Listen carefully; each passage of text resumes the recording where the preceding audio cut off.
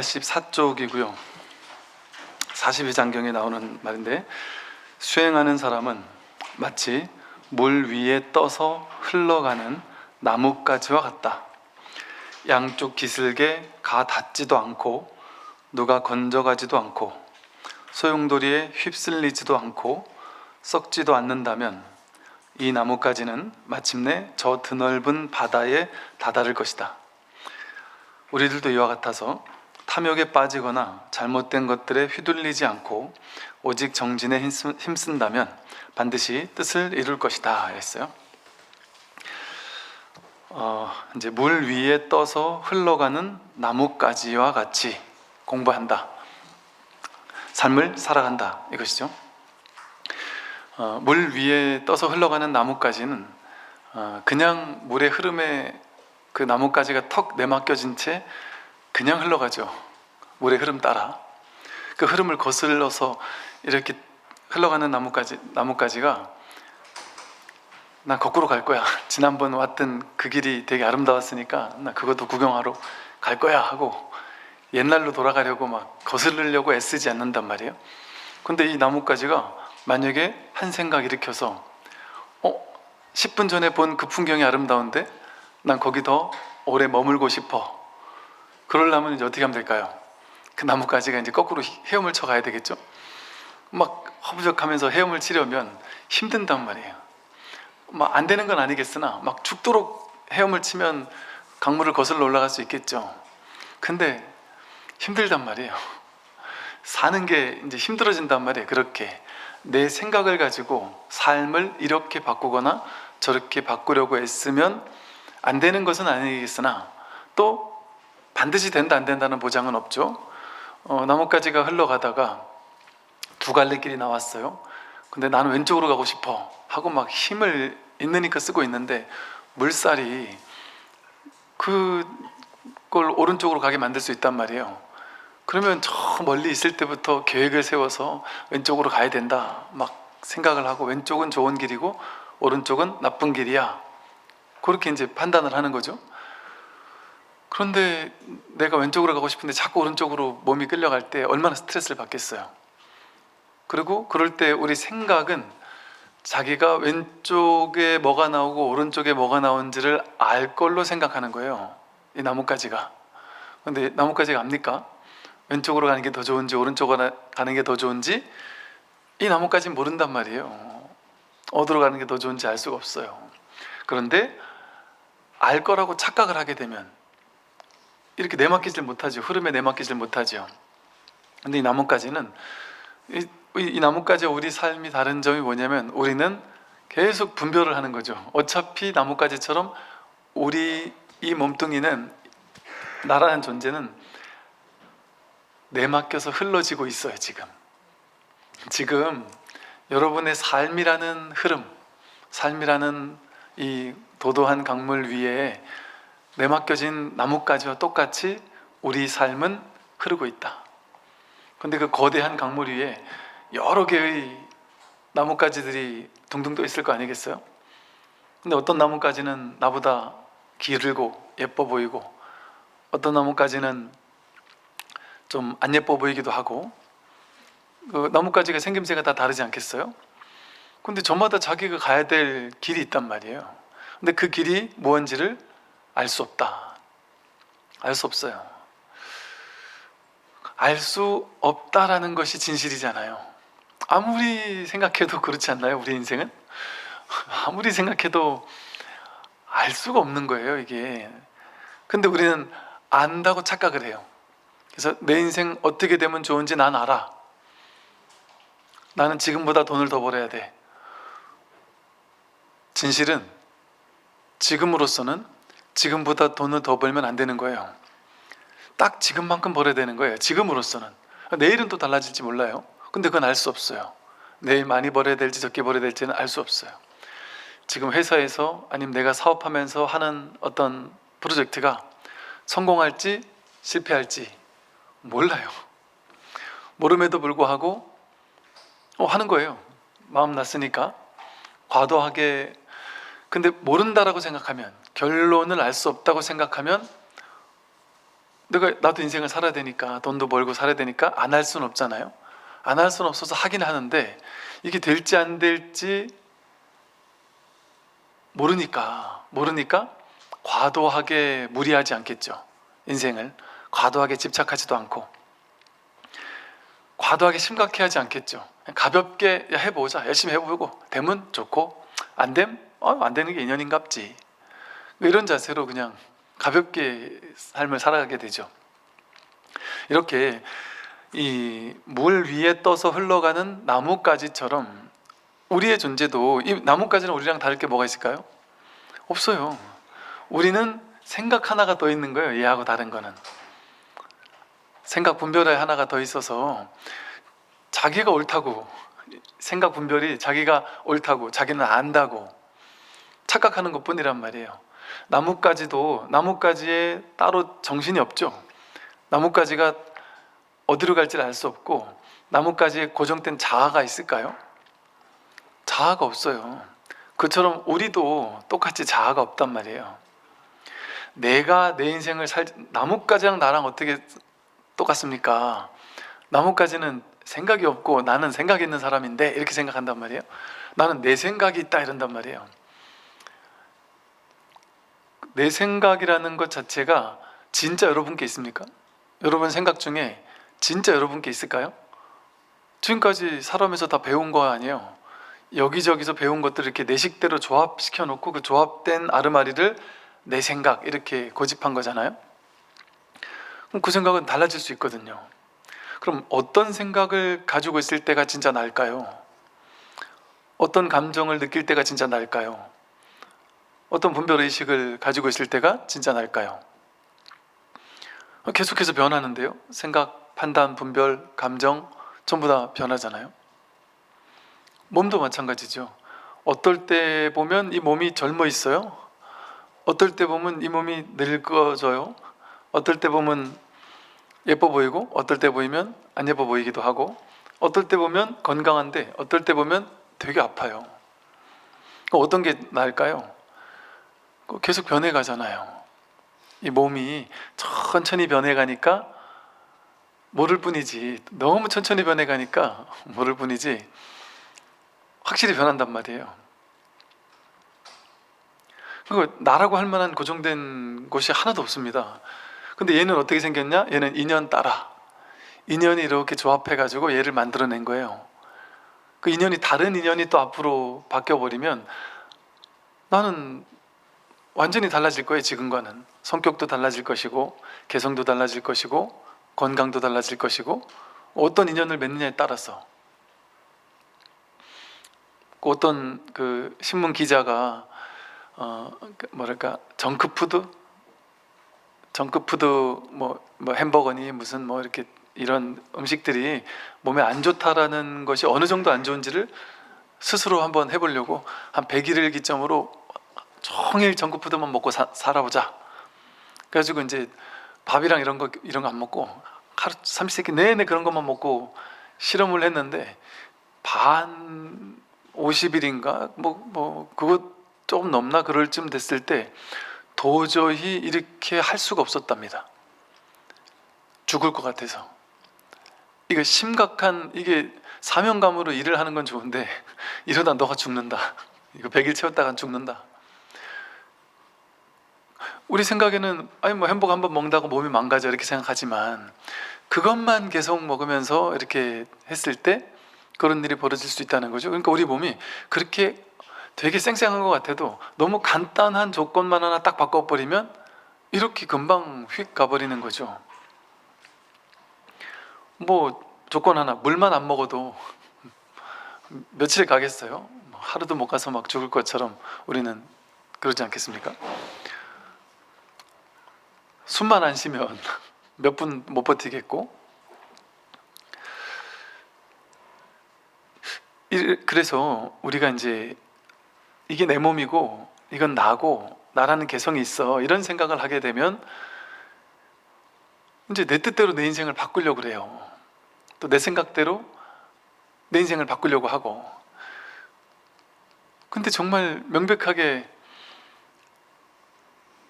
옳은 생각이라는 거, 내가 맞다라는 생각, 그게 있다고 할 수가 없거든요. 나와 사람들은 생각이 다 다르고 내가 아무리 옳다고 생각하는 것도 틀릴 수가 있죠. 그래서 그러나 이 마음, 지금 내가 현상세계에서 지금 내가 이렇게 배워 익힌 업습, 또 분별심, 이런 거를 완전히 무시하라는 건 아니에요. 그건 지금 현재로서의 나의 진실이니까 그것을 참고해서 최선을 다해 내가 살고 싶은 대로 마음 내고 싶은 대로 마음껏 삶을 아름답게 살아간다는 거예요. 최선을 다해서. 그러나 오만함을 부리진 않는다. 근원에선 알고 있는 거죠. 아, 나는 지금 이렇게 열심히 살아. 근데 이게 될 줄 안 될지 몰라. 나는 지금 뭔가 승승장구하고 잘 나가니까 당당해. 그런데 이게 언제 꺾일지 모른다는 걸 난 알아. 그러면 당당함 가운데 겸손함이 있단 말이죠. 그러니까 연예인들이 연예인병에 걸리면 그 순간 연예인병에 걸려서 막 최고의 스타가 돼 있을 때는 주변 사람들이 나만 떴다 하면 너무 막 난리 치고 막 조심조심하고 나쁜 말 하는 사람이 아무도 없고 내가 해서 안 되는 게 없고 너무 오만함에 하늘을 찌른대요. 그래서 이 세상이 나를 중심으로 움직이는 것 같대요. 너무 막 그 당당함을 넘어선 오만함이 막 하늘을 찌른대요. 이 세상에 정말 나뿐인 것 같고 이 세상 모든 사람들이 나를 다 좋아할 것 같고 그런다는 거죠. 그러니까 뭐 연예인 갑질도 하고 그러겠죠, 나중에는. 그러다가 한 번 이제 훅 꺾인단 말이죠. 근데 이게 냉정한 세계가 냉정한 게 한 번 훅 꺾여버리면 그 인기 있던 사람이 한 번 확 꺾여버리거나 무슨 언론 같은 데서 뭐 안 좋았던 옛날에 뭐 학폭이 있었다거나 뭐 예를 들면 뭐 신문 하나만 딱 터져버려도 그 천상세계 같은 곳에서 뚝 떨어지는 거는 금방이잖아요. 그걸 한번 딱 떨어져가지고 연예인병이 말끔하게 치유가 되고 나면 그런 얘기를 한대요. 야, 정말 신기하게도 어떻게 이럴 수 있나 싶을 정도로 신기하게도 세상 사람들이 단 한 명도 예외 없이 나에게 등을 돌린다. 어떻게 이럴 수 있는지 모르겠다. 그러면 충격을 받는단 말이죠. 그러면 그때는 그 사람은 어떻게 했어요? 그게 자기인 줄 아는 거예요. 그 잘 나가는 게 자기인 거라고, 그게 나의 정체성일 거라고 생각하는 거예요. 난 이런 사람이야 이렇게 생각한단 말이죠. 근데 어떻게 그런 사람일 수가 있겠어요? 그렇게 정해진 사람은 없죠. 인연 따라 잠깐 이런 모습도 띄었다가 잠깐 저런 모습도 띄었다가 언제 어떤 모습으로 변할지 우리는 완전히 알 수 없는 거죠. 완전히 알 수 없어요. 난 지금까지 이렇게 잘 살아왔기 때문에 남은 나의 인생도 어느 정도 잘 살 거야. 그 자기의 생각이고 자기의 기대의 바람일 뿐이죠. 완전히 상상도 못할 정도로 무너져 내릴 수도 있겠죠. 사람의 인연 따라, 그죠? 또 막 평생을 절망하며 40, 50 넘어갈 때까지도 정말 성공이란 걸 해본 적 없이 인생을 비참하게만 살다가 갑자기 50대 중반, 60대 돼가지고 갑자기 이렇게 인생이 막 너무 잘 풀리는 사람도 봤어요. 어떻게 인생이 이럴 수 있나 싶다고. 알 수가 없는 거예요. 그러니까 자기의 정체성이라는 게 없습니다. 우리 옛날 어르신들 보면 요즘도 그렇겠지만 성공했다 이래가지고 막 승승장구하다가 갑자기 훅 무너지고 그 갑자기 막 그냥 집 팔고 작은 집으로 이사 갔다가 또 다시 재기해가지고 또 몇 년 만에 또 성공하고 또 무너지고 그런 경우들이 종종 있었잖아요. 그러니까 고정된 게 없는 것이죠. 고정된 게 없어요. 내가 없습니다. 내가 그냥 이렇게 변해가는 것, 이 변해가고 있는 이 모습을 내가 얘 나라고 그냥 생각한 것뿐이에요. 이 뒤에 이제 그 얘기가 나와요. 그래서 가장 지혜롭게 삶을 사는 방법은 나뭇가지에 물 위에 떠 있는 나뭇가지처럼 힘을 빼고 삶이라는 흐름에 턱 내맡긴 채 그냥 뭐랄까 자기 쪼대로 사는 거예요. 그냥 뭐 절대적 진실이 없으니까, 절대적으로 이렇게 살아야 돼 이것도 없고 절대적으로 저렇게 살아야 돼 그것도 없으니까 자기답게 사는 거예요. 남들이 나를 이렇게 봐줬으면 좋겠어? 그거 자기 생각이잖아요. 남들이 어떻게 나를 이렇게 봐주고 저렇게 봐줄 수 있어요? 그건 자기 욕심이에요. 남들은 나를 그렇게 좋게 봐주지 않을 수 있어요. 주로 잘 그렇게 안 봐주지요, 나를. 남들은. 그러니까 남들 눈치 볼 필요가 없는 거예요. 남들한테 피해줄 필요는 없지만, 그러니까 남들한테 피해만 안 주는 선에서 내가 당당하게 내가 가고 싶은 삶을 살면 되는 거죠. 자기다운 삶을. 그러니까 우리는 누구처럼 살려고 이 지구별에 온 게 아니라 자기답게 살려고 온 거예요. 그게 부처님이 우리에게 원하는 일이란 말이에요. 진리가 우리에게 원하는 일. 이런 식의 표현이 있죠. 진리는 하나인데 그 하나가 하나니까 하나는 하나를 알 수 없잖아요. 하나는 하나를 볼 수 없고, 그러니까 하나가 하나를 경험하기 위해서, 진리가 진리를 경험하기 위해서 이렇게 분별된 어떤 세계의 분별된 존재들을 이렇게 가상으로 내보냈다는 거죠. 그래서 여러분들이 각자 자기 개성을 가지고 자기답게 사는 모습을 통해서 신은 신 자신을 체험한다, 뭐 이런 식의 표현을 하는 것들이 있어요. 그 말은 무슨 말이겠어요? 우리는 각자 다르게 생겼잖아요. 성격도 다르잖아요. 개성도 다르잖아요. 그게 진실이거든요. 그러면 그게 내가 뭐랄까, 이 삶의 목적이 정해진 게 없지만, 삶의 목적이 있다면 자기답게 사는 거예요. 남들처럼 사는 게 아니고, 남들 인생이 좋아 보인다고 저렇게 따라가려고 사는 게 아니고 그냥 내 길로 가는 거예요. 힘을 뺀 채. 내 길이 뭔지 몰라요. 알 수 없어요.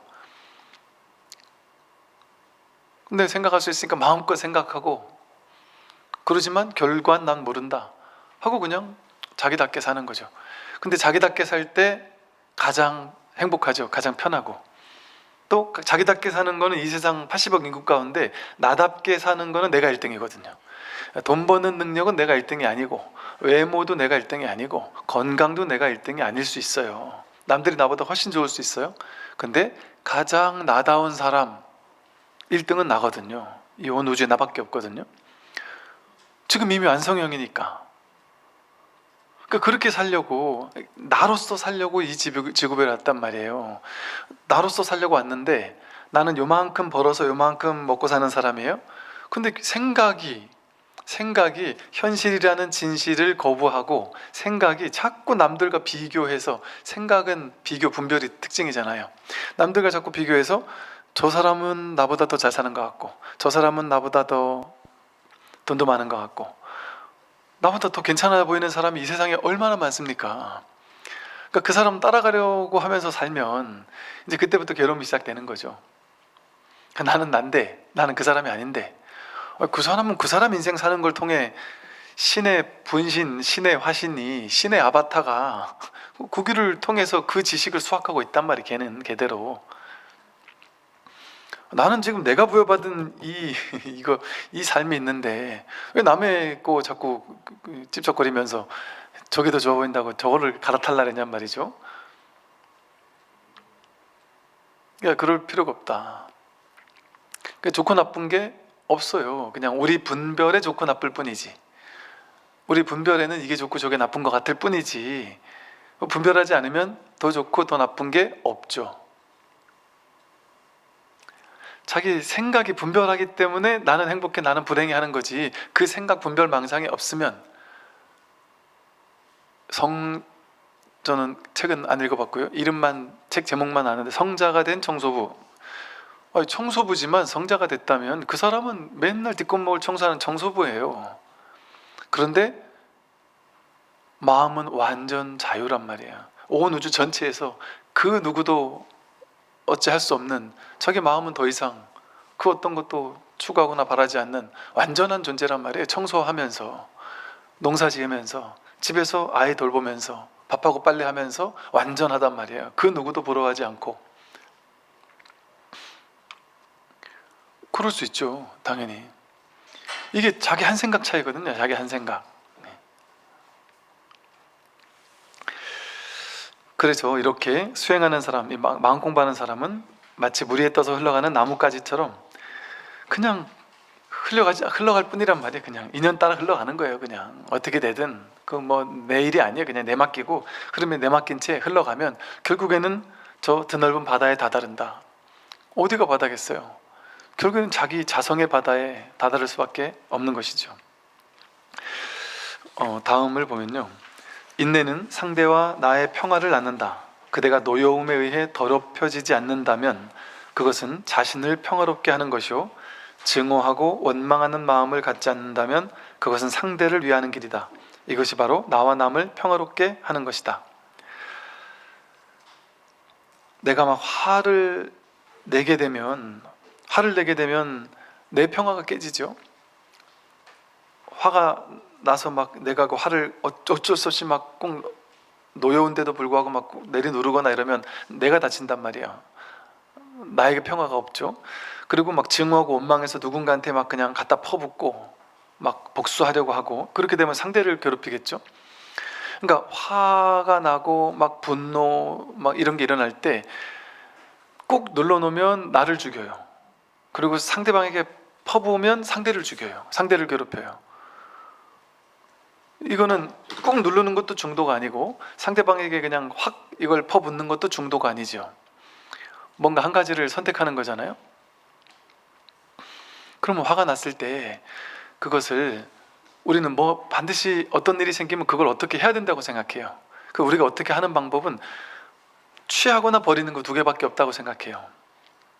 취하거나 버리는 방식. 화가 났으니까 막 화를 퍼붓거나 아니면 내가 그냥 꼭 참거나, 그렇게 둘 중에 하나를 해야 된다고 생각해요. 근데 조금 더 이제 중도적이고 지혜로운 방식이라면 화가 났을 때 그 화가 이제 조금 전에 화가 없었어요. 화가 없는 줄 알았다가 화가 났다는 걸 내가 알아요. 화를 이렇게 지켜보고 있단 말이에요, 우리가. 그래서 화가 안 난 줄 알았다가 화가 난 줄 또 안단 말이에요. 그 화를 보고 있는 놈, 화를 아는 놈, 그 자리에서 그 화를 보는 거예요, 일단. 그렇게 되면 내가 화와 하나가 돼서 화에 끌려다니는 존재가 되는 게 아니라, 화에 끌려다니는 게 아니라 화를 이렇게 화는 대상이잖아요. 내가 아니거든요. 화는 왔다 가는 거잖아요. 근데 그 화가 날 때 왜 화가 나요? 누가 나한테 욕할 때 내가 욕먹었어 하니까 화가 나는 거잖아요. 그 화를 내 걸로 붙잡으니까 화가 나는 거거든요. 근데 이 화는 있는 그대로를 있는 그대로 보면, 통찰해 보면 내게 아니거든요. 그냥 인연 따라 잠깐 왔을 뿐이거든요. 그 냅두면 인연 따라 인연이 다 되면 지가 알아서 갈 거거든요. 그러니까 내가 시비 걸지 않으면 그 화가 왔을 때 내가 내 화라고 생각해가지고 그 화를 막 붙잡아가지고 내가 막 분노하거나 속으로 막 가슴 아파하고 분노하거나, 아니면 이 화가 진짜라고 생각해서 이 화를 나게 만든 그 놈을 갖다가 막 괴롭히고 하거나, 그러면 일이 얼마나 커지겠어요. 내가 화병 나거나 아니면 저 사람과의 원한 관계가 더 심해져서 인생이 점점 더 힘들어질 수 있잖아요.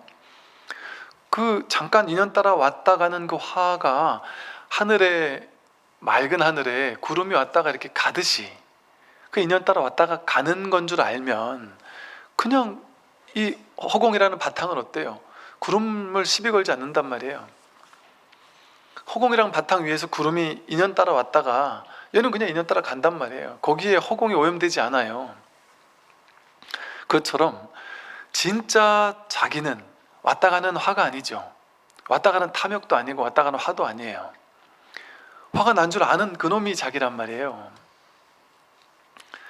그러니까 이제 우리 명상을 할 때 그러죠. 화가 날 때 화가 나는 걸 있는 그대로 지켜봐라, 이렇게 얘기한단 말이에요. 근데 화가 나는 걸 있는 그대로 지켜본다라는 것은 내가 처음에는 방편으로 내가 화를 지켜보는 것처럼 느껴져요. 그렇게 방편으로 설명을 해요. 화가 나면 그걸 지켜보세요, 이렇게 얘기한단 말이죠. 근데 화를 가만히 보게 되면, 분별하지 않고 그냥 화를 보게 되면, 처음에는 내가 화를 보는 것 같은데 진짜 이게 명상이 깊어진다? 내지는 진짜로 화를 정말 보게 되면 그 내가 화를 보는 게 아니라 그 올라온 그 이 열기 같은 해석하지 않은 이 화의 어떤 에너지, 그것뿐인 거예요. 그냥 나와 화가 둘로 나뉘지가 않는단 말이에요. 그냥 그것만 그냥 있단 말이에요. 근데 그 화 하나밖에 없을 때는 화가 힘을 쓰지 못해요. 내가 화에 휘둘리지가 않아요. 나와 화를 따로 떨어뜨려 놓고서 내가 화에 휘둘릴 때만 내가 화에 이리저리 휘둘려 가지고 화 때문에 많은 문제가 생기거든요. 나와 남을 괴롭히거든요. 근데 그 화를 있는 그대로를 본다라는 것은 화와 내가 하나가 된다는 거거든요. 이 말이 이해가 좀 안 될 수 있는데, 그래서 이제 대예수님도 그랬죠. 불길이 올라올 때 막 뜨거워서 어디 피하고 싶다. 그럼 그 옆에서 어떻게 하면 불을 피할 수 있을까 해봐야 자꾸 더 뜨겁다는 거죠. 그러니까 불길 속으로 뛰어들어라. 그러니까 불길 속으로 피해라 이런단 말이에요. 불길 속으로 뛰어들어가서 내가 불이 돼버리면, 내가 불인데 내가 나를 태워요? 내가 불인데 내가 불 때문에 뜨거워요? 자기가 불이 돼버리면 불이 자기를 뜨겁게 하지 않는단 말이죠. 이게 무슨 말이냐면, 갓난아기들은 분별을 하지 않겠죠. 분별심이 없겠죠. 우리는 분별을 배웠으니까, 이제 생각을 하는 방식을 배웠으니까 우리는 분별하지만, 근데 이제 막 태어난 갓난아기가 여기 앞에 있어요. 그럼 갓난아기에게 이런 소리가 들려요. 그럼 그 갓난아기는 내가 저 소리를 들어, 이렇게 그 소리를 들을까요? 어떻게 들을까요? 그냥 듣죠? 그 아이는 내가 저 소리를 듣는다 뭐 이런 생각이 없겠죠. 그냥 들려올 때 그냥 들려오는 걸 알 뿐이잖아요. 갓난아기는 나다라는 생각도 없잖아요. 나다라는 생각은 한 서너 살 되면서 생긴다리죠. 나다 너다라는 구분이 없다 그러죠. 그러니까 나중에 한 서너 살 돼서 자기 이름을 배워도 이걸 나라고 하지 않고 누구는요, 길동이는요 이러고 이걸 3인칭인 것처럼 부른다 그러잖아요. 내가 없는 거예요. 그럼 갓난아기는 이 소리를 어떻게 경험할까요? 분별이 없을 때 이 소리를 어떻게 경험할까요? 하나죠. 그냥 이거죠. 여기 내가 있어서 저 밖에 있는 소리를 들어, 이렇게 둘로 나누어서 경험하지 않죠. 그건 중생들이 분별할 때 사용하는 망상의 방식이거든요. 그 중생들은 12처를 일체라고 여기는 거예요. 세상이라고 여기는 거예요. 12처는 눈, 귀, 코, 혀, 몸, 뜻과 그 대상, 색성의 미축법이거든요. 눈으로 세상을 본다라는 경험이 있다고 착각하니까 여기는 나가 있고 바깥엔 세상이 있어, 내 눈으로 바깥에 있는 세상의 물질을 본다, 이렇게 분별하는 걸 중생이라 그래요. 근데 반야신경에서도 뭐라 그랬어요? 무아니비서신의 무색상의 미축법, 그런 건 본래 없다. 내가 저 소리를 들어가 경험되는 게 아니에요. 이게 하나네요. 이걸 부처님은 볼 때는 보는 것만 있게 해라, 들을 때는 듣는 것만 있게 한다. 들을 때는 들을 뿐, 볼 때는 볼 뿐. 뿐이라는 말이 뭐예요? 보는 나와 보이는 게 둘로 나뉘지 않는다는 거예요. 듣는 나와 들리는 것이 둘로 나뉘지 않는다는 거예요. 하나란 말이죠. 하나.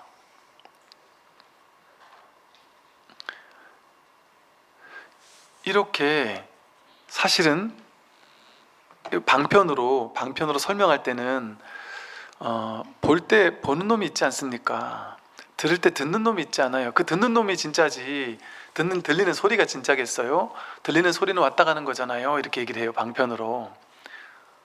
내가 여기서 어떤 소리를 들어도 이 소리 저 소리가 왔다 갔다 하잖아요. 그럼 그 소리는 욕설이 왔다가 갔어요. 근데 욕설이 없을 때 내가 아무 소리가 없구나 하고 알았고, 누가 나한테 욕을 했을 때 욕소리가 들린다는 거 알았어요. 그리고 욕소리는 가버렸어요. 그리고 그 다음에 누가 나를 칭찬을 했어요. 그 칭찬 소리를 듣고 있다는 걸 또 내가 알아요. 그거 가버렸어요. 이제는 또 아무 소리도 안 들리는 거라고 알아요. 그러면 왔다 가는 소리가 진짜가 내가 아니죠. 여기서 이걸 알고 있는 놈이 나잖아요. 그러니까 왔다 가는 소리는 그냥 왔다 가는 것 뿐이죠. 나는 훼손되지 않잖아요. 나는 여기 늘 있잖아요. 그러니까 즉 욕을 먹든 칭찬을 듣든 나에는 변함없잖아요. 나는, 이걸 아는 나는, 얘가 욕을 먹었다, 얘가 욕설을 먹고 얘가 떠나갔는데 나가 없어진 거 아니잖아요. 그러니까 이 나의 자리에는 이 I am이라고 부르는 내가 있다라는 어떤 느낌, 감각이 있단 말이에요.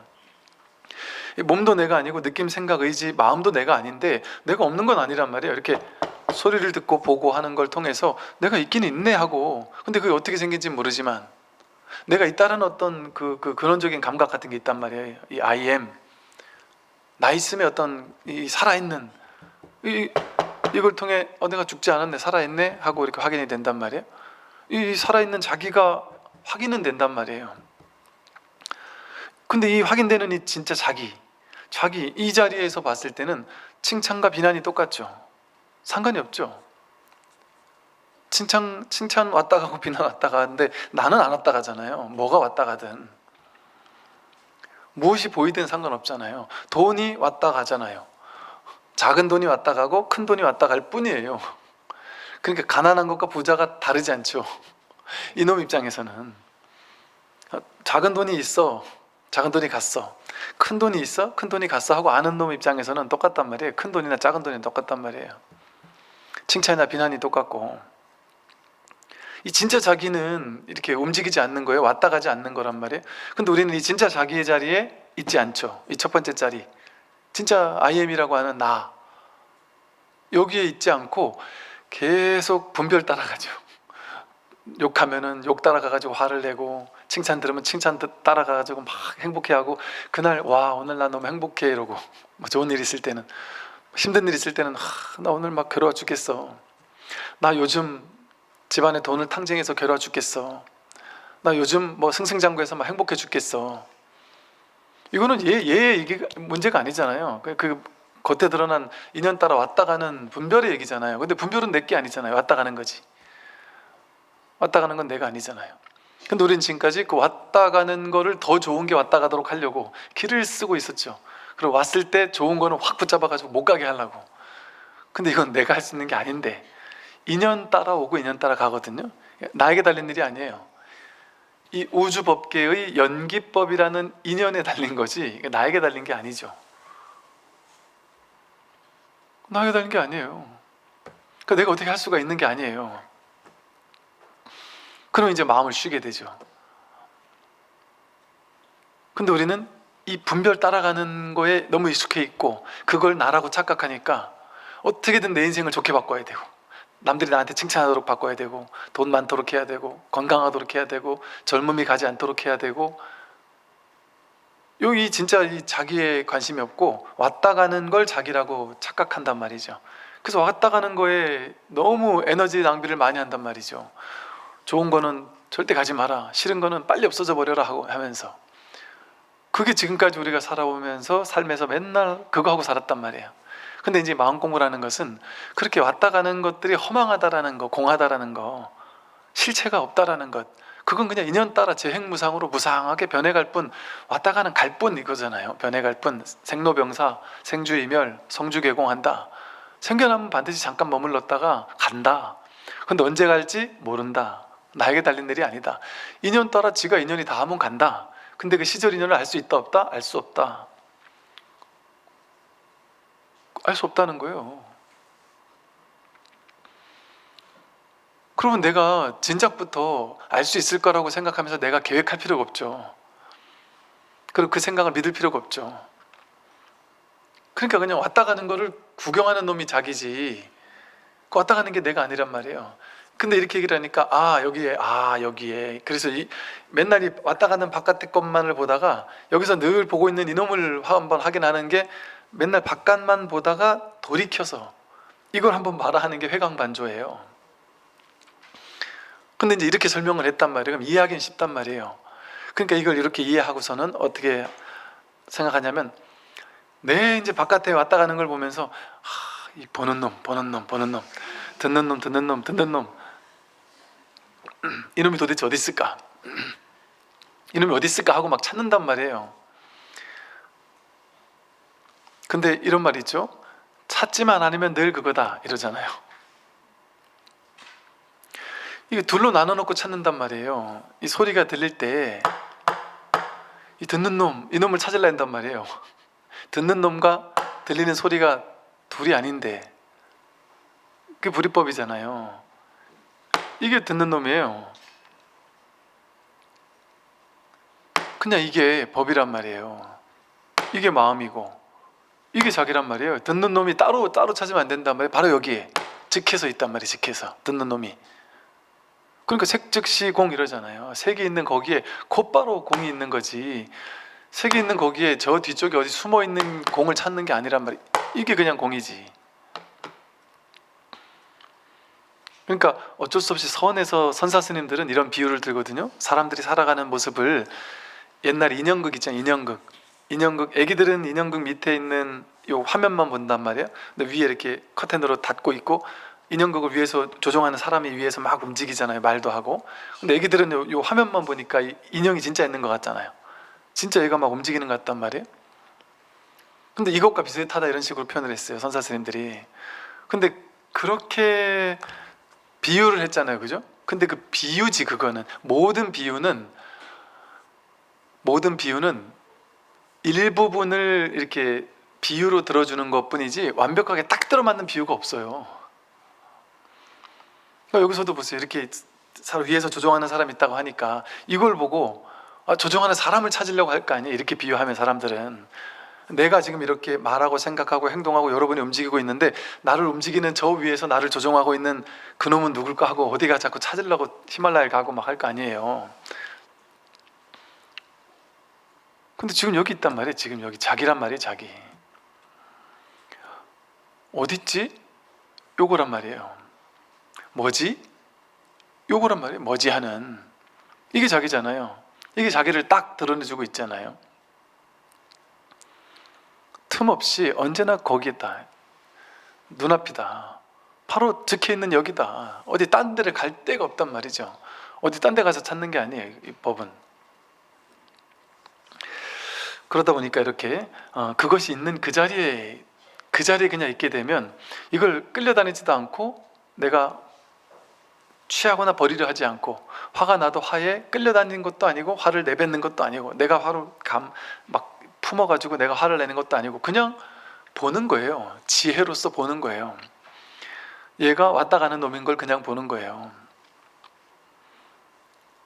내가 끌려다니지 않는 거란 말이에요. 그냥 본다라는 것은 끌려다니지 않는 거예요. 거기에 휘둘리지 않는 거죠. 그러니까 그냥 단순히 보는 거예요.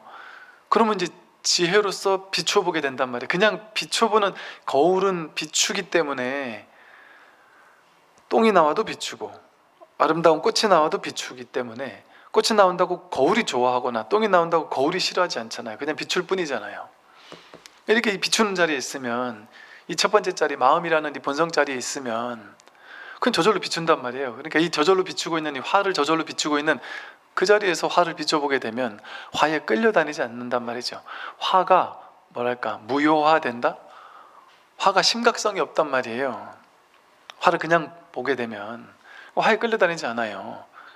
그걸 다르게 말하면 또 보면 사라진다 이렇게 말할 수도 있고.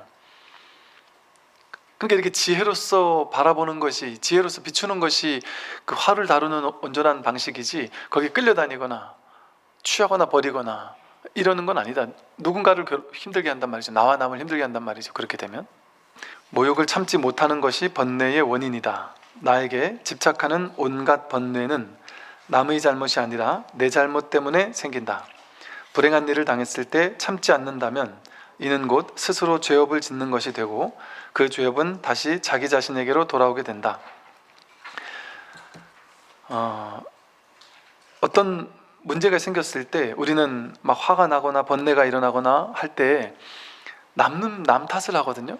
이게 남들 잘못이다 이렇게 생각해요. 내가 못생기게 태어나면 부모님 탓한단 말이에요.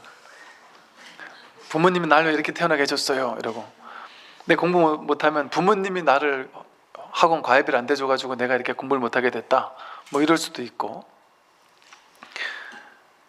누가 나한테 욕하면 너 왜 나한테 욕했느냐, 너 성격 나쁜 놈이다 이런단 말이에요. 근데 그렇게 하면은 이제 이 공부를 못해요. 만법유식이라 그러잖아요. 모든 것은 내가 그 경계를 취했을 때 일어납니다. 내가 그 경계를 붙잡았을 때만 일어날 수 있어요.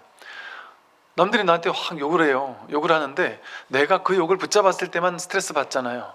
근데 누군가가 나를 욕하는데 스트레스 안 받을 때도 있지 않아요? 영화에서 막 찰진 욕이 막 엄청 나와도 재밌게 보고 있잖아요. 그냥 분명히 욕이라는 소리가 내 귀에 꽂혔는데 나는 아무렇지도 않아요. 어떤 욕을 들으면 막 통쾌하기도 하단 말이에요. 그 욕이라는 소리가 들림이라는 이건 똑같잖아요. 근데 내가 나에게 하는 말이라고 생각하는 그 생각을 붙잡으면 괴로운데, 그놈이 나쁜 놈 같은데 그 생각을 붙잡지 않으면 괴롭지 않단 말이에요. 또 누가 나한테 욕을 했는데 그 사람에 대해서 내 마음속에 비중이 너무 크다, 저 사람한테 내가 너무 잘 보이고 싶은 마음이 크다. 근데 그런 사람이 나를 욕하면 얼마나 충격적이겠어요. 얼마나 스트레스 받겠어요. 그 회사나 공직사회나 뭐 이런 직장생활 같은 데가 그러잖아요. 이렇게 철저하게 계급이 딱 있잖아요. 내 목줄을 쥐고 있는 사람들 위에 있잖아요. 그 사람들한테 잘 보이는 게 얼마나 중요하겠어요. 직장인들에게는. 특히나 내 인사권을 쥐고 있거나 뭐 이런 사람에게 얼마나 중요하겠어요. 그 사람한테 잘 보여야 되는데 그 사람이 나한테 충격적으로 욕을 했다. 그거 얼마나 스트레스 받겠어요. 내가 그만큼 의미부여를 한 사람이면 그렇단 말이죠. 근데 똑같이 그 사람이 나를 욕을 했는데 어제는 막 엄청 화가 났어요. 그 사람한테 욕먹고서 내가 새로운 회사를 딱 갔는데 그 회사에서 윗사람이 나한테 막 엄청 욕을 해서 너무 스트레스 받았어요. 근데 이제 그 다음날 가만히 딴 사람들한테 얘기를 들어보니까 야, 쟤는 우리 회사에서 완전 혼자 왕따야. 쟤는 누구나 보면 다 욕하고 다 괴롭히고 이러는 사람이야. 예를 들어 그런 얘기를 들었으면 막 이제 그 다음부터는 막 그러려니 하겠죠. 그렇게 스트레스를 안 받겠죠. 내 마음속에서 의미부여를 좀 덜 했으니까. 그러니까 욕했다라는 그 자체가 나를 괴롭히는 게 아니라 내가 이걸 어떻게 해석할 것이냐, 어떻게 받아들일 것이냐에 따라서 달라지는 거죠. 그러니까 이것처럼 모든 문제는 바깥에서 오는 게 아니라 그 바깥에서 오는 것을 내가 재해석해서 내가 붙잡았을 때 생겨나는 문제예요. 나에게서 나온 문제예요. 그 모든 문제는. 세상은요 이럴 수도 있고 저럴 수도 있는 거예요. 인연이 조합하는 거는 인연은 이렇게 조합할 수도 있고 저렇게 조합할 수도 있단 말이에요. 우리는 인연 따라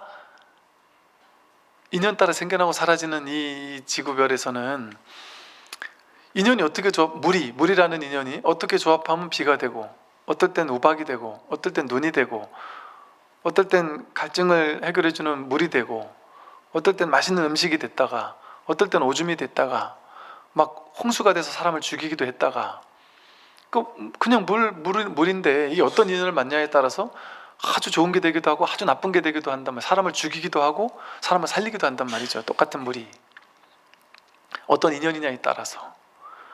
우리는 나는 지금 사람으로 태어났어 이 생각을 쥐고 있으니까 사람이라는 우월감에 이렇게 빠져 있잖아요. 내가 사람으로 태어난 게 아니라니까요. 내가 그렇게 생각한 거지. 내가 나를 정한 거예요. 나는 사람이야. 나는 좀 잘 사는 사람이야. 나는 좀 못난 사람이야. 이거를 자기가 규정했단 말이에요. 생각으로. 그 규정한 모든 것은 자기가 아니에요. 자기가 그냥 생각으로 규정했을 뿐이지. 내가 정해놓은 그 규정이 나는 이렇게 살아야 된다 저렇게 살아야 된다를 만들어내잖아요. 근데 그 규정 태어나서 생겨난 거잖아요. 태어나서 내가 만든 규정이잖아요. 그죠? 근데 태어났는데 내가 원시시대에 태어났다. 그러면 그때도 여러분이 나는 서울에 아파트 한 채 가지고 있을 거 이런 생각 하겠어요? 원시인이? 야, 나는 저 옆집에 있는 제가 들고 다니는 저 맷돌, 저 돌, 저거 진짜 갖고 싶다. 뭐 이런 정도는 할 수 있겠지만, 그러니까 만들어진 거잖아요. 우리가 만들어낸 거잖아요. 생각으로 태어난 이후에, 그죠? 비교 대상을 내가 만들어냈잖아요. 근데 그 비교 대상 자체가 아예 없다면 우리가 행복하다 불행하다라는 삶도 이거 다 자기 분별 망상이에요. 전부 다. 제가 이제 이런 얘기들을 하면요, 많은 분들이 계속 분별을 하니까, 분별밖에 해본 적이 없으니까 지금 이런 말을 이해를 전혀 못 하셔서 제일 많이 하는 말들이 뭐냐면, 이런 본문을 처음 접하는 사람들이 제일 많이 하는 말이 분별하지 마라 다 이런 식으로 얘기를 하면은 대부분 하는 말은 그거예요. 이 세상에서 일어나고 있는 아주 안 좋은 일들, 최악의 상황들, 이런 상황들을 쫙 나열을 하면서 어떤 놈들이 범죄를 저질렀는데 그럼 그놈도 부처란 말이냐, 뭐 또는 아프리카에서 사람들이 죽어가고 있는데 그것도 그럼 인연 따라 그렇단 얘기냐, 뭐 어디서 차가 추락을 해가지고 사람들이 다 죽었는데 그것도 인연 따라 죽을만 하니까 죽었단 얘기냐, 뭐 이런 식으로 온갖 것들을 얘기를 한단 말이에요. 냉정하게 말하면 그렇죠. 그게 도덕경 5장에 그런 말이 있거든요. 성인은 사람들을 지푸라기로 만든 강아지, 지푸라기로 만든 강아지처럼 취급한다 그래요. 천지는, 성인도 마찬가지. 그 말이 무슨 말이겠어요? 그런 사람을 그렇게 우습게 본다 이런 소리가 아니에요. 그런 사람이 없어요. 여러분이 사람이라고 생각하고 나라고 생각하니까 내가 짐승보단 더 우월해, 내가 자연보다 더 우월해, 나는 아프리카 사람들보다는 내가 더 우월해, 이런 식의 자기 분별을 가지고 있으니까 나는 죽으면 안 되고 사람은 죽으면 안 되고, 폭풍우가 와가지고 나무를 쓸어 갔는데 나무는 쓸어 가도 됩니까? 짐승들도 죽었는데 짐승들은 죽어도 되고 사람만 죽으면 안 되는 건가요? 평등하단 말이에요. 이 우주법계는 사람, 중생, 사람과 뭐 동물 이런 차별이 없단 말이에요. 그냥 왜 인연 따라 생기고 사라지고 그뿐인 거란 말이에요. 완전 대평등의 하나란 말이에요. 하나. 이 온 우주는 하나에서 나왔단 말이에요. 바다 위의 파도처럼 사람도 파도고요, 짐승도 파도고요, 풀 한 포기도 파도고요, 바람도 파도고 구름도 파도고 모든 것이 전부 다 파도예요. 근데 이 파도 중에 사람 모습으로 생겨난 파도는 지가 우월한 줄 알아요. 나만 대단한 만물의 영장이라고 생각하고 그 옆에 있는 강아지 파도, 뭐 나무 파도 이런 것들은 우습게 생각해요. 그러니까 쟤네가 죽으면은 사람을 위해서 너희들 죽을 수도 있지, 이러고 내가 죽으면 세상에 어떻게 이럴 수가 있어요, 신은 없습니다 이러면서 괴로워한단 말이에요. 그것도 자기랑 친한 사람이 죽었다 이러면 더 분노하고, 저 멀리 있는 사람이 죽으면 신경 안 쓴단 말이에요. 그게 자기 분별 아니겠어요? 인류의 역사 속에 얼마나 많은 사람이 왔다 갔겠어요? 얼마나 많은 사람이 나고 죽었겠어요? 다 죽었어요. 그 죽은 것에 대해서 이렇게도 죽고 저렇게도 죽겠죠. 죽는 종류가 얼마나 많겠어요? 죽음의 종류, 방식이 얼마나 많겠어요? 그럼 죽음의 종류, 호상이 있고 따로 있을까요? 좋은 죽음?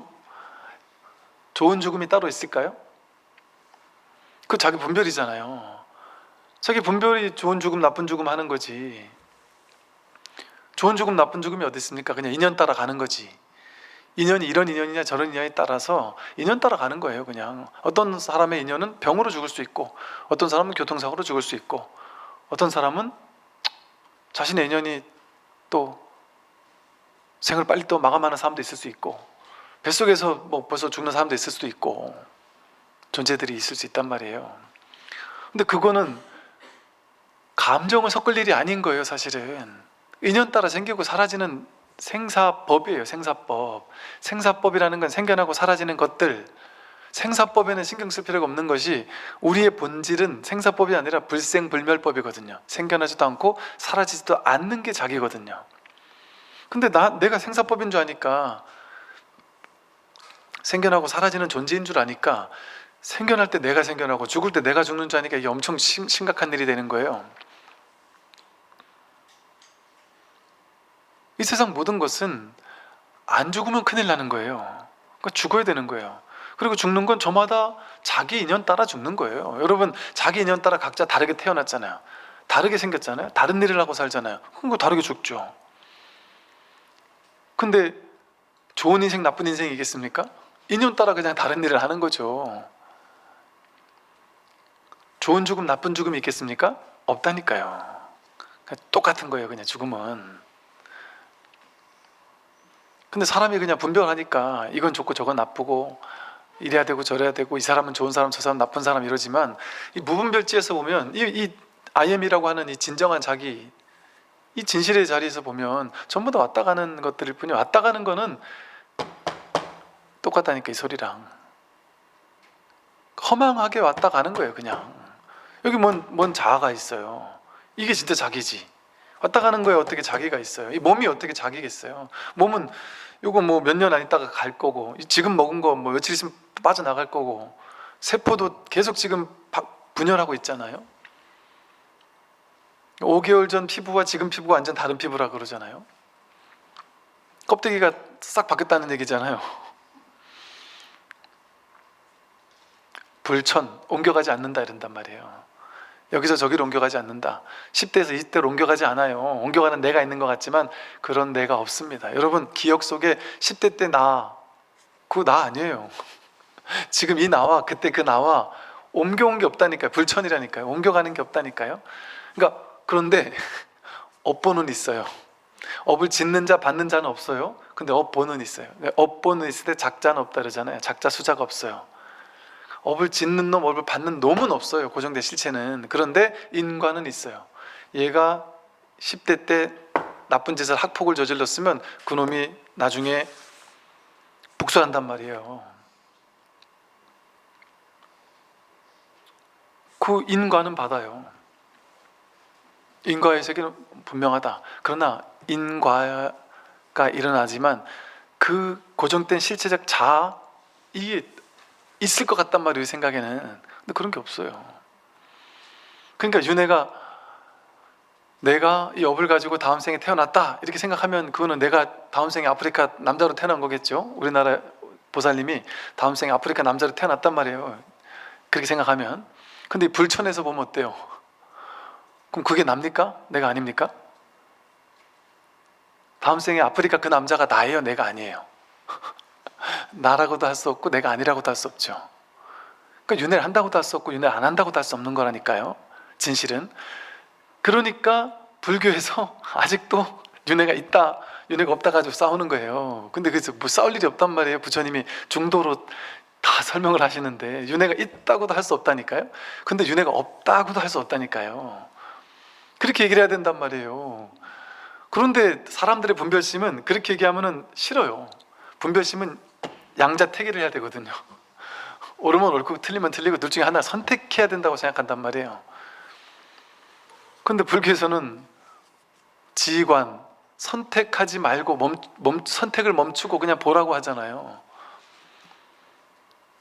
그게 불교인데 뭘 자꾸 그렇게 선택을 하라 그래요. 뭐 스님은 무슨 주의자인지 밝히라고, 윤회주의자인지 윤회 없다주의자인지 있다주의자인지를 자꾸 밝히라고. 그러니까 그게 있다 없다가 어떻게 나눠서 계속 난 싸우는지 이해를 할 수가 없어요. 모든 일은 자기 일이에요, 자기 일. 그래서 남들을 탓하거나 이럴 필요가 없다. 자기 문제로 딱 돌리고 나면 이거 자기가 해결할 수 있는 거예요. 그게 이제 공부인의 자세죠. 다음에 이제 선정을 얻는 8가지 방법인데요.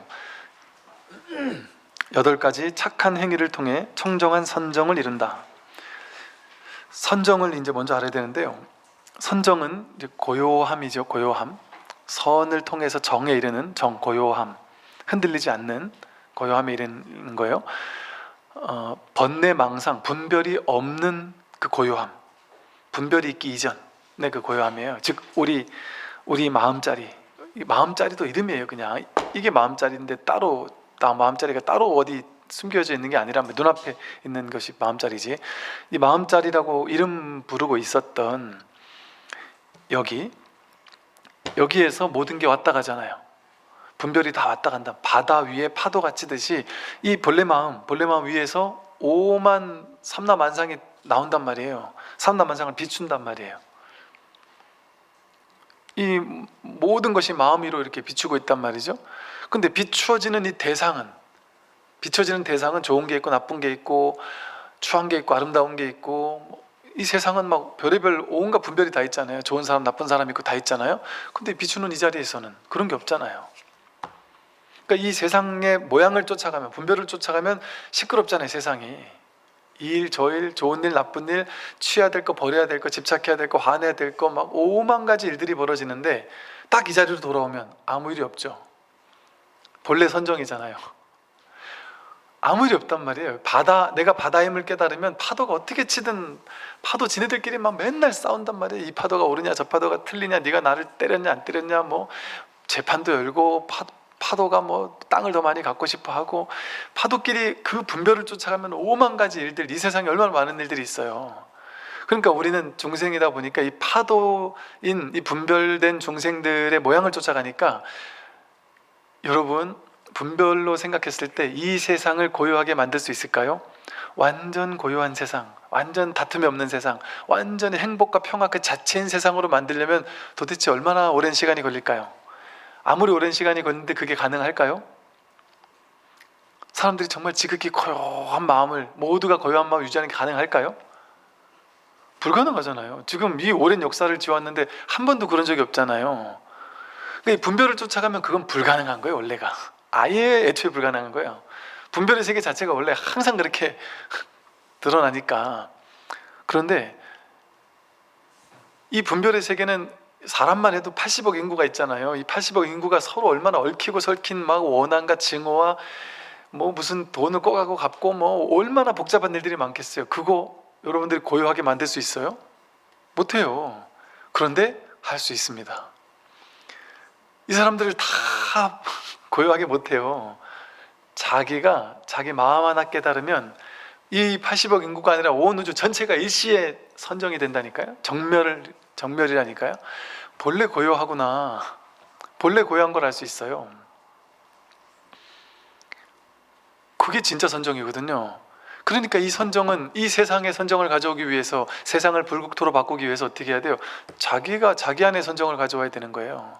그 자기 마음 공부를 통해서 자기 마음이 고요해졌을 때 그때 세상이 고요하다니까요. 그러니까 사람들이 그래요. 이제 스님은 진짜 막 어떨 때는 막 화가 납니다 이러면서, 스님들, 목사님들, 신부님들 말이지, 이 팔자 좋은 것들이 말이지, 그 거룩한 말이나 해쌓고 그 조용히, 그것도 이제 오시는 분들은 되게 팔자가 좋아 보이나 봐요. 그런 분들 보시기에는 팔자 좋은 사람들, 시간이 충분해가지고 가서 본문 들을 수 있는, 팔자 좋고 시간 있는, 여유 있는 사람들 데려다 놓고 좋은 얘기 하는 거 누가 못하냐 이런 얘기를 하면서, 뭐가 문제인데요?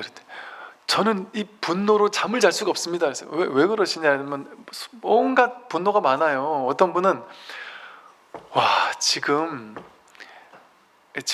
아니 옛날에 대통령이 이런 짓거리를 뻘짓을 하고 있는데 내가 잠이 오겠습니까? 이래요. 뭐라고요? 그랬더니 정치하는 놈들이 저런 말도 안 되는 짓을 하고 있는데 내가 잠이 올 수가 없다라면서. 그래요? 그리고 또 어떤 분은 저기서 지금 다 죽어가는 아이들이 있는데 진짜 잠이 오고, 스님 그렇게 거룩한 얘기를 앉아가지고 할 수가 그거 할 시간에 가가지고 그 아프리카 죽어간 애들 하나 더 살려야지, 절에 오는 사람 밥 줄 그 돈 가지고 아프리카 애들 하나 더 살려야지, 그러면서 이제 막 또 분노한단 말이에요. 근데 그게 다가 아니에요. 어떤 분들은 뭐라 했냐면, 제일 중요한 건 동물의 생명입니다. 지금 동물이 얼마나 막 죽어가는지 아십니까?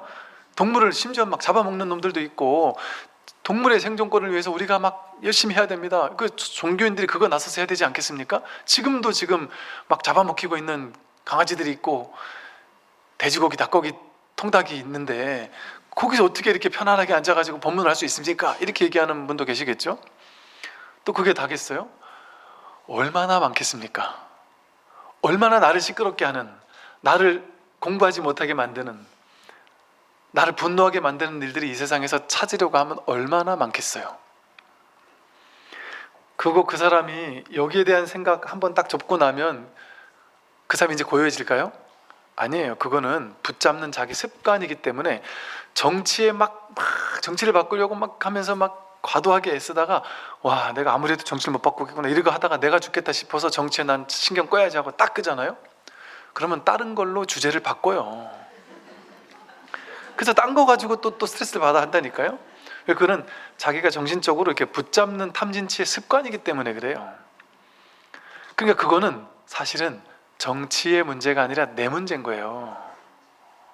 아프리카에 다 죽어가는 애들의 문제가 아니라 내 문제인 거예요.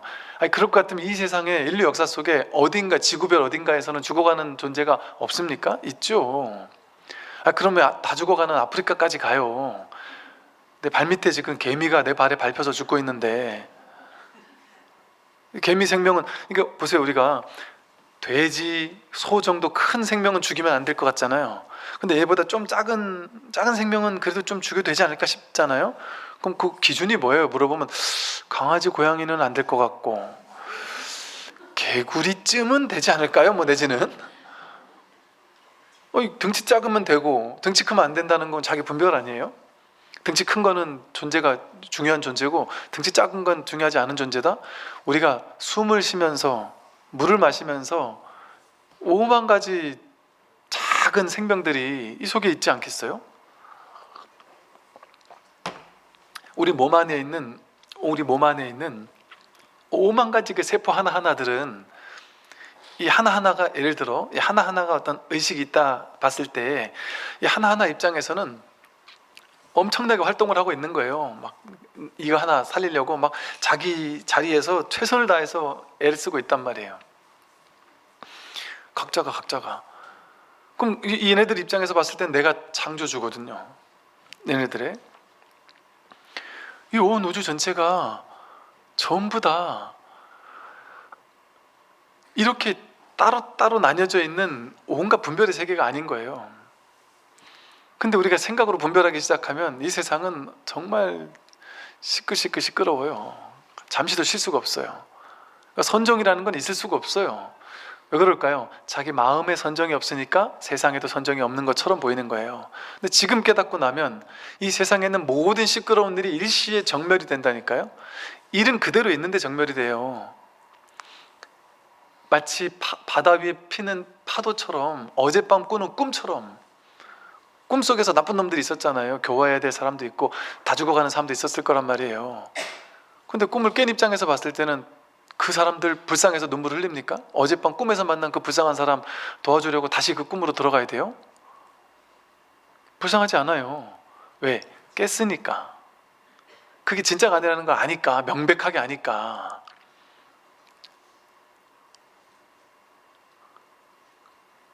내가 깨어나지 못할 때는 이 모든 게 실제 같단 말이에요. 생생하게 진짜 같단 말이에요. 내가 깨어나고 나야 이 모든 것이 생생한 진짜가 아니구나. 말 그대로 여몽환포영, 꿈과 같고 환영과 같고 물거품과 같단 말이에요. 그림자와 같고. 그럴 때 정멸이 되는 거예요. 선정이 되는 거예요.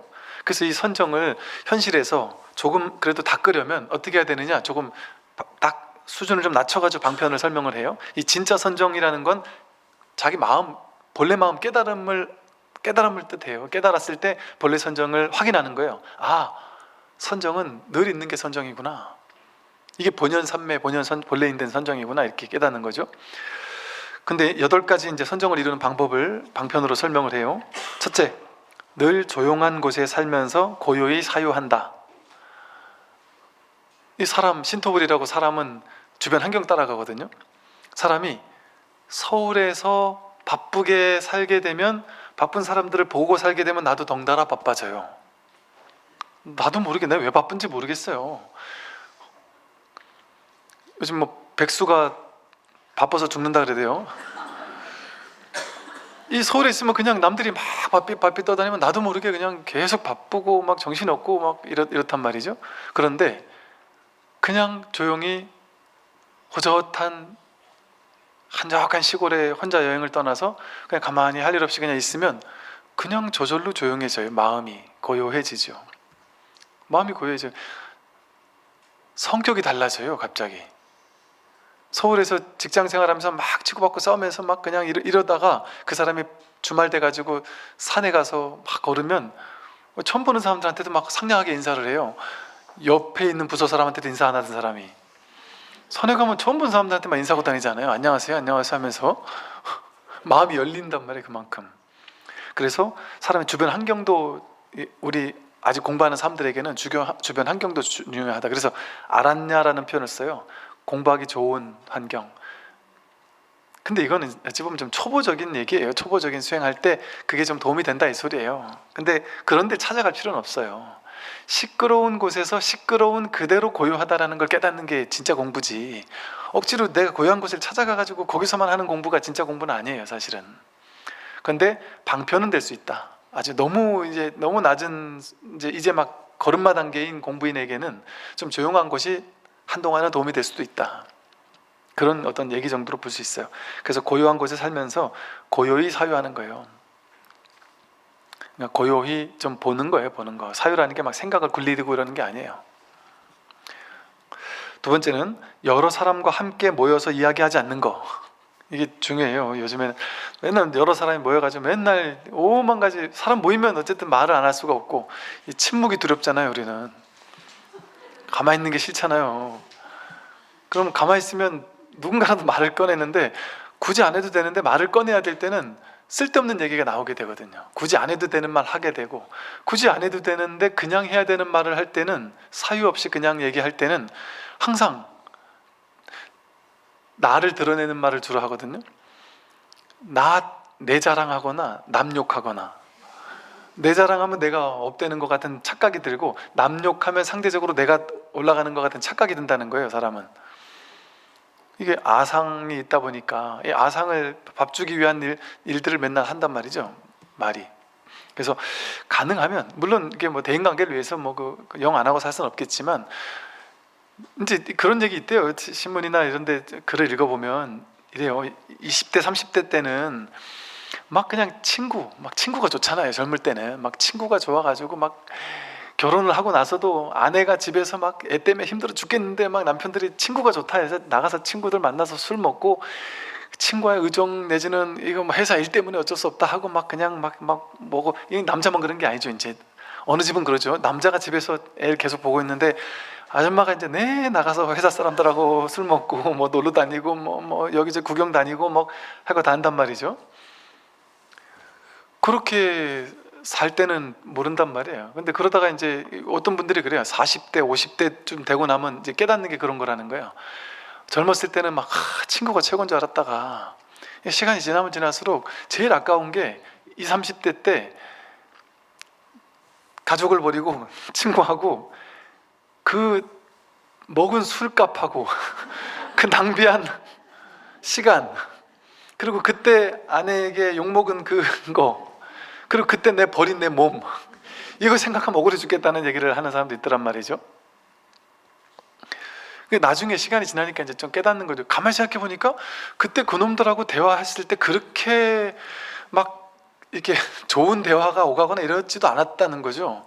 근데다가 이제 한 40, 50쯤 되면 어때요? 만나서 대화해 봐야 가는 길이 다 다르단 말이에요. 그럼 이제 어느 정도 이게 내가 그러든 남들이 그러든 이게 사람을 있는 그대로의 사람으로, 친구로 안 보게 되고, 쟤는 어디 아파트에 있다는데, 쟤는 자식이 어느 대학 갔다는데, 쟤는 어느 정도 회사에 어느 정도 위치에 있다는데, 이게 비교 분별을 가지고 사람을 만나게 되니까 나는 그냥 평범하게 내 얘기 한마디 했을 뿐인데, 저 새끼 또 지 자랑하네, 이렇게 생각할 수 있단 말이에요. 남들은 그러니까 잘난 사람도 만나서 대화하기 쉽지 않고, 또 못난 사람도 만나서 대화하기 쉽지 않아요. 저놈들 꼴보기 싫거든요. 또 그러니까 자꾸 분별이 자꾸 이렇게, 분별 의식이 자꾸 커지니까 점점 나이가 들수록. 그러니까 오히려 진짜 그런 게 없는 게 좀 속 편할 수도 있죠. 그래서 그냥 만나가지고 많은 대화를 나누면 진짜 이렇게 마음 공부하고 뭐 이런 좀 대화를 나누면 좋죠. 근데 이제 그럴 수 있는 게 아니라면 그냥 차라리 그렇게 많은 막 대화를 많이 하고 막 그럴 필요도 굳이 없는 측면도 있을 수 있다. 그래서 여러 사람과 함께 모여서 많이 하게 되는 걸 습관으로 하는 사람은 선정을 얻기는 쉽지 않다. 또 바깥 대상에 탐심을 내지 않는다. 바깥 경계, 대상, 좋은 거, 좋아 보이는 거, 이거 늘 탐심을 일으키잖아요. 그럼 선정이 없단 말이에요. 우리 삶은 대상을 바꿔가면서 계속해서 탐심의 연장이거든요. 어릴 적에는 좋은 친구 욕심내다가, 좋은 성적 욕심내다가, 좋은 옷 욕심내다가, 뭐 좋은 직장 욕심내고, 좋은 대학 욕심내고, 계속해서 탐심의 대상을 바꿔가면서 바쁘단 말이에요. 그거 채우느라고. 그러니까 한 번도 그 어떤 것도 욕심내지 않고 지금 이 순간에 만족하면서 살아본 적이 있느냐. 그냥 그 모든 어떤 욕심을 잠시 내려놓고 그냥 난 아무것도 안 하고 그냥 쉴래 할 수 있는 시간이랄까? 그 욕심의 대상을 바꿔가면서 계속 대상을 바꿔가던 욕심을 다 내려놓고 어떤 대상도 취하지 않고 그냥 보내는 시간? 그러니까 우리가 여행 중에도 조금 장기로 가는 여행이 사람을 되게 크게 바꾸는 이유가, 장기 여행을 떠나면요, 이 반복되는 패턴 속에, 일상 속에 있으면 늘 무언가를 집착하고 있거든요. 집착의 대상을 바꿔가면서 계속 뭔가 집착을 해서 일을 만들어내고 있거든요. 뭔가 해결해야 될 삶의 문제들이 있고 과제들이 있어요.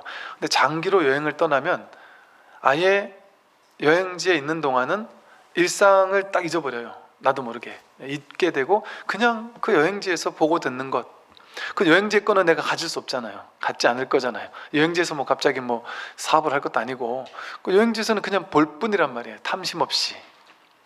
그러다 보니까 여행지에 갔을 때가 우리 한 번씩 막 여행을 떠나고 싶잖아요. 모든 걸 다 내려놓고 한번 떠나고 싶은 이유가 그런 거예요. 나도 모르게 나를 고요하게 만들거든요. 나중에 되돌아보니까 그때 여행지에서 참 좋았다. 그때는 고요했거든요. 생각이 좀 쉬고 있었거든요. 여기저기로 옮겨 다니는 탐심들이 잠깐 좀 쉴 수 있었거든요. 그러니까 진정으로 쉼이 찾아오는 거죠. 근데 그것을 여행을 떠나서야만 하는 게 아니라, 그거는 돈도 많이 들고 시간도 많이 들고 누구나 할 수 있는 게 아니잖아요. 현실이 여행이 돼야 된단 말이죠. 현실이. 이렇게 과도한 탐심을 잠시 내려놓기만 해도 그냥 매 순간순간 여행이 될 수가 있단 말이죠. 몸이거나 마음이거나 온갖 화려한 것을 버리는 것이다. 화려한 거 좋아하는 사람들이 선정을 닫기가 쉽지가 않죠. 선정은 고요한 건데, 화려하고 눈 깊고 혐오뜻이 자극적인 대상을 쫓는단 말이에요. 눈으로 보이는 것도 이제 은은한 건 별로 마음에 안 든단 말이에요. 뭔가 화려하고 자극적인 거 보러 다닌단 말이에요. 벚꽃도 집 앞에 혼자 이렇게 펴있는 벚꽃은 벚꽃 구경으로 쳐주질 않아요. 벚꽃이 막 그냥 길게 정황하게 막 쫙 펼쳐져 있어야지만 그게 벚꽃 구경이라고 생각해요. 눈이 그런 데만 이렇게 사로잡혀 있단 말이죠. 귀도 잔잔한 음악이나 잔잔한 바람 소리, 새 소리, 풀벌레 소리, 그런 거를 들을 새가 없어요. 그런 거는 이 음악이라는 생각이 안 들어요.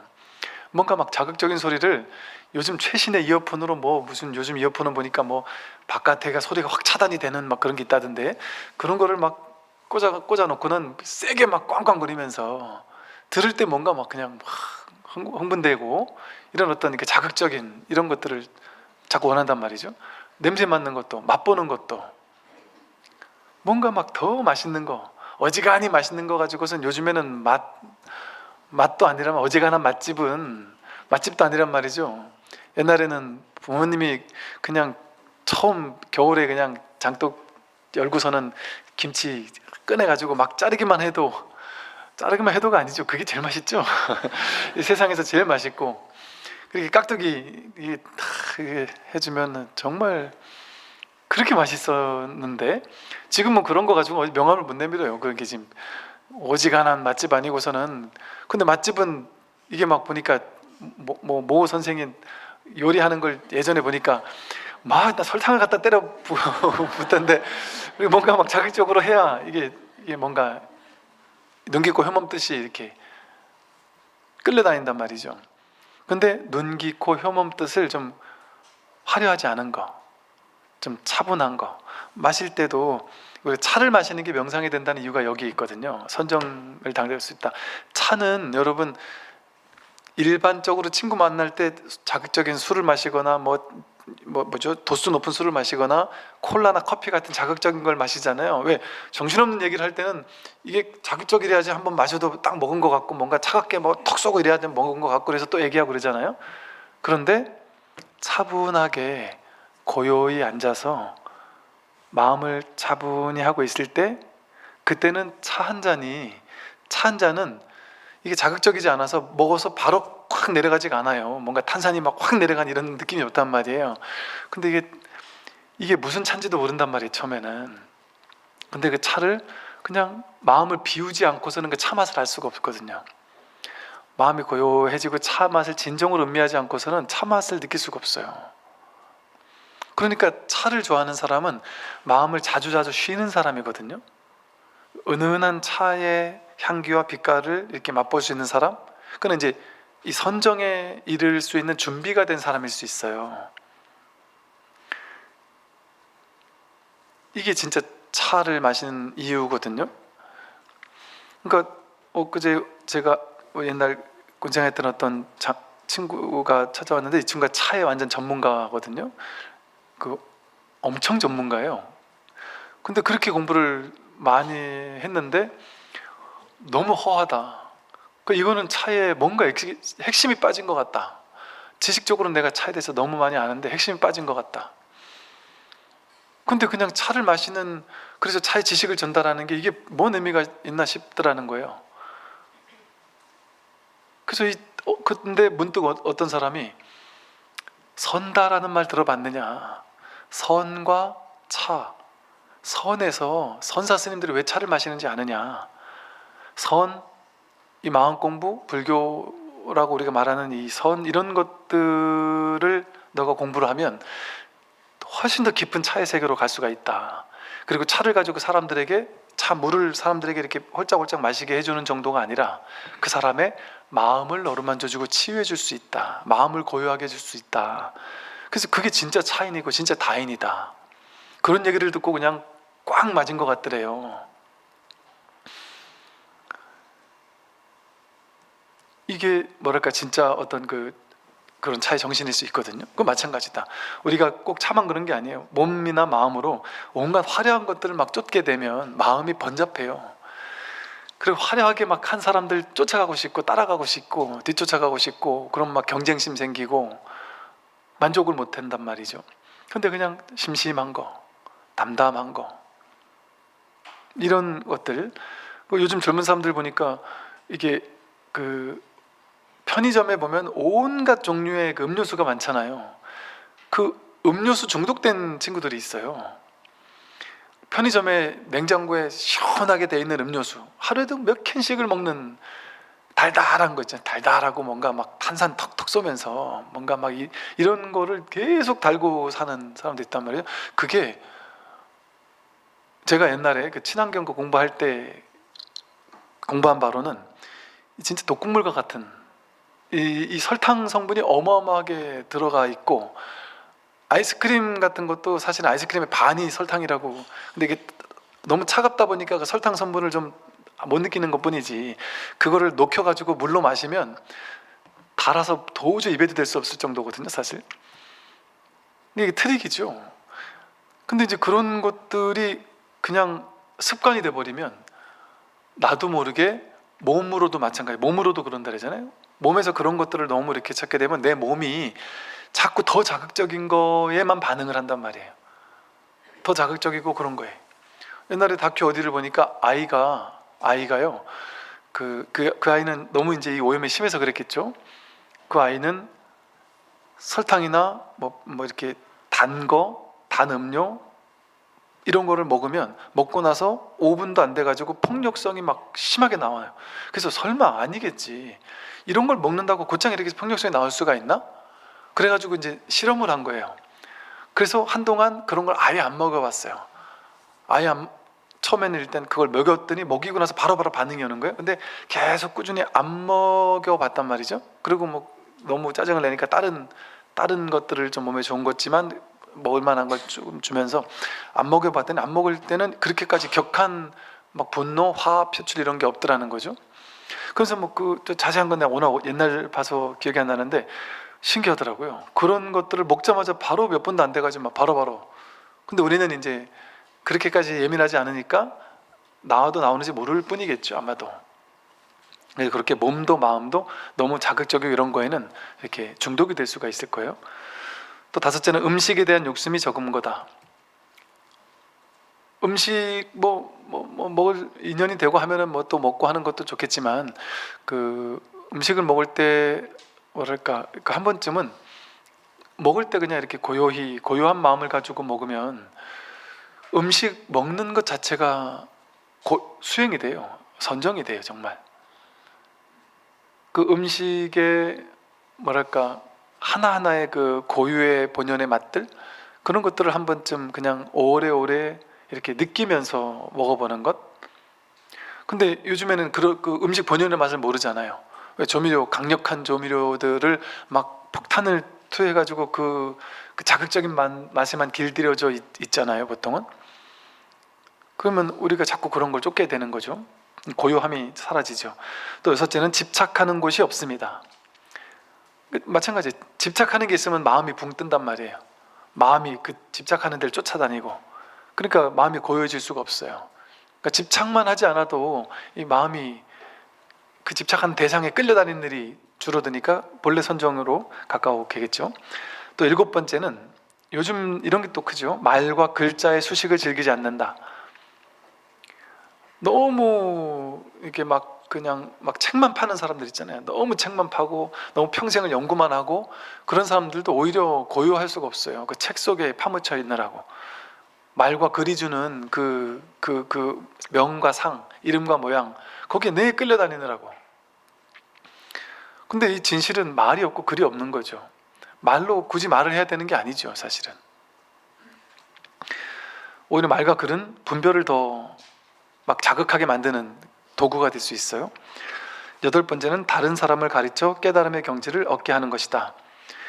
내가 이 공부를 해서 이렇게 좀 고요해졌다면 그것을 나 혼자만 느끼고 누릴 것이 아니라, 내가 이걸 상을 가지고 이렇게 얘기할 필요는 없겠지만, 내가 옆에 주변에 정말 힘들어하는 사람이 있다면 그 사람을 내가 할 수 있는 만큼 그 사람을 조금 더 마음을 편안하게 해주고, 좀 괴로움을 좀 없애주고 도움을 주고, 그렇게 해서 그 상대방에게 고요함, 지혜가 생겨나게 해주면 그게 바로 상대방이고 나거든요. 내가 상대방에게 해주는 것이고 내가 받는 거거든요. 그래서 나를 통해 상대방이 고요함을 얻는다면 나 또한 고요함을 얻을 수밖에 없다. 이게 둘이 아니기 때문에 그래요. 이렇게 나오고요. 그 다음 볼게요. 그는 세상에서 아무것도 가진 것이 없다. 그렇다고 무소유를 걱정하지 않는다. 그는 모든 사물에 이끌리지 않는다. 그는 아무 것에도 머무르지 않고 사랑하거나 미워하지도 않는다. 슬픔도 가난도 그를 더럽히지 않는다. 마치 연꽃에 진흙이 묻지 않는 것처럼 그는 참으로 평화로운 사람이다. 이 공부인은 가진 것이 있든 없든 상관하지 않는다. 거끌려가지 않는다. 사실은 소유를 하지 않아도 이 세상 전부가 자기 거고, 또 소유를 한다고 하더라도 그게 내게 아니라는 걸 알죠. 그러니까 인연 따라 나에게 왔으니까 인연 따라 나에게 온 거 그냥 잘 활용해서 잘 쓰는구나 하고 잘 쓰는 것뿐이지, 이게 내게 아니라는 걸 명백하게 알죠. 근데 그런다고 해서 인연 따라 온 것까지 막 억지로 갖다 버릴 필요는 없단 말이에요. 그걸 잘 그냥 활용해 쓴단 말이에요. 더 좋다면 내가 활용해 쓸 수 있을 만큼 쓰고, 또 남에게 나눌 수 있으면 나누고, 그렇게 뭔가 자제하게 쓴단 말이죠. 그러나 있음에도 머무르지 않고 없다고 해서 없음에도 머무르지 않아요. 없다고 하지만 이 세상 전부가 자기잖아요. 전부가 자기 거거든요. 있다고 하지만 이거는 이 개체적인 얘가 가지고 있는 그 소유물이 아닌 거거든요. 그러니까 이 법을 확인하게 되면, 내 거 네 거가 없구나, 소유한다 소유하지 않는다가 없구나, 이 세상이 통으로 자기인데 그럼 이 세상이 통으로 내 거 아니에요. 근데 내가 내 거를, 그 중에 일부를 내 거로 취하겠어요? 전체가 내 건데. 말하자면 그러니 소유에도 머물지 않고 무소유에도 머무르지 않게 되죠. 또 사물에 이끌리지 않아요. 어떤 대상 사물이 전부 다 인연 따라 왔다 가는 건지 허망한 건지 아는데, 아무리 뭐 화려해 보인다고 해서 거기 막 끌리고, 그렇지 않다고 해서 안 끌리고 그럴 일이 있겠습니까? 그냥 인연 따라 그냥 필요할 때 쓰고 할 뿐이지, 그걸 막 실체적으로 거기에 의미부여를 하고 막 이러지 않죠. 이 세상에서는 온갖 사물에다가 그 의미부여밖에 없어요. 이 세상은. 이 세상에 내가 귀하다고 하는 게 진짜 귀한 거예요. 사람들이 다수가 그걸 귀하다고 의미부여한 거죠. 별로인 거라고 진짜 별로인 거겠어요? 사람들이 귀하지 않다고 생각한 것뿐인 거예요. 공기가 제일 귀하지 않아요, 사실은? 근데 공기 중요하게 여기는 사람 아무도 없거든요. 다이아몬드가 귀하겠어요? 이 반지가 귀하겠어요? 그거 배고프면은 어디 먹을 데가 먹을 수도 없어요. 귀하다 천하다 하는 게, 다이아몬드라는 것 자체가 옛날 원신들이 봤을 땐 그거 뭐 어디다가 써먹겠어요. 그걸 써먹을지 모르는 사람이 봤을 때는. 그리고 무슨 유행 어쩌고 하잖아요. 그 유행이라는 게 이게 되게 재미나죠. 별것도 아닌데 유행이다 이러면 갑자기 귀해지고, 또 별것도 아닌데 어떤 사람이 만든 거야 이러면은 대단하게 생각한단 말이에요. 별것 아닌 것이 그냥 작은 차이 하나 가지고 되게 또 고급스러워 보이기도 하고요. 제가 보니까 뭐 인테리어니 뭐 이런 것들을 하는 걸 보니까 저건 아무것도 아닌데 저거 하나 한 거 가지고 되게 이렇게 있어 보이게도 만들고, 또 반대인 경우도 있고.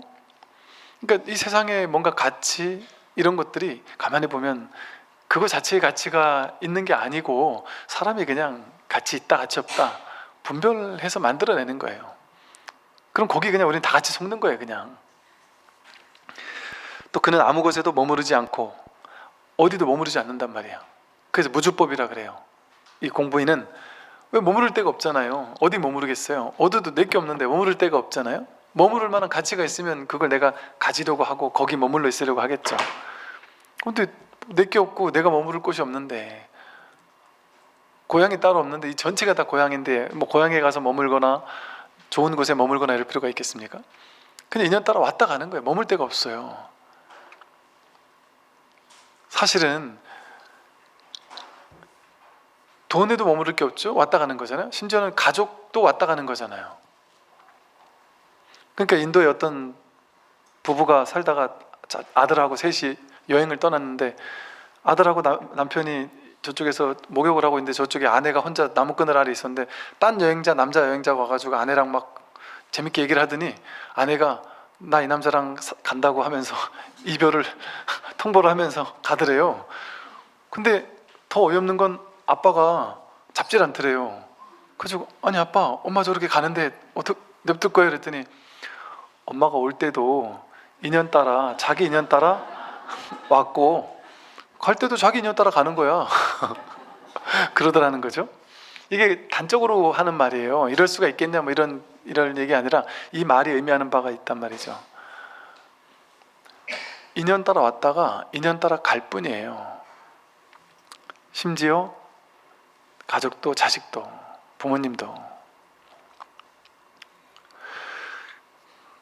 그 이상하게 작년 올해 이렇게 가족을 먼저 떠나보내고 심지어 자녀를 먼저 떠나보낸 이런 분들이 아주 많이 찾아오셨었어요. 그래서 와, 이 세상에 이런 사람들이 이렇게 많구나 싶었었는데